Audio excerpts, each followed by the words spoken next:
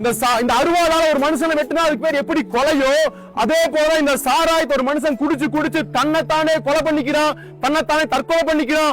அவ்வளவு கொடுமையானது இந்த விஷம், அவ்வளவு கொடுமையானது இந்த சாராயம்.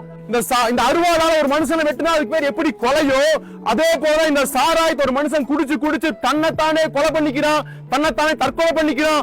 அவ்வளவு கொடுமையானது இந்த விஷம், அவ்வளவு கொடுமையானது இந்த சாராயம்.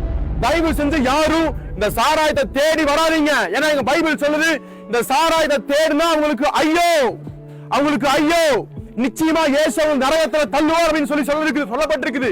அதனால உங்க மேல இருக்கிற பெரிய அன்புனால தயவு செஞ்சு சொல்றேன், ஐயா கொஞ்சம் தயவு செஞ்சு கேளுங்க. சாராயம் குடிச்சு உங்க வாழ்க்கையை கெடுக்காதீங்க, உங்களுடைய ஆத்மாவை கெடுக்காதீங்க. ஆண்டவரே, இந்த ஜனங்களுக்காய் கண்ணீரோடு பாரத்தோடு ஜெபிக்கிற ஆண்டவரே, இவர்கள் மனம் திரும்பும்படிக்கு, இந்த ஜனங்களுடைய குடும்பங்கள் மனம் திரும்பும்படிக்கு உதவி செய்வீராக. ஆமேன், ஆமேன்.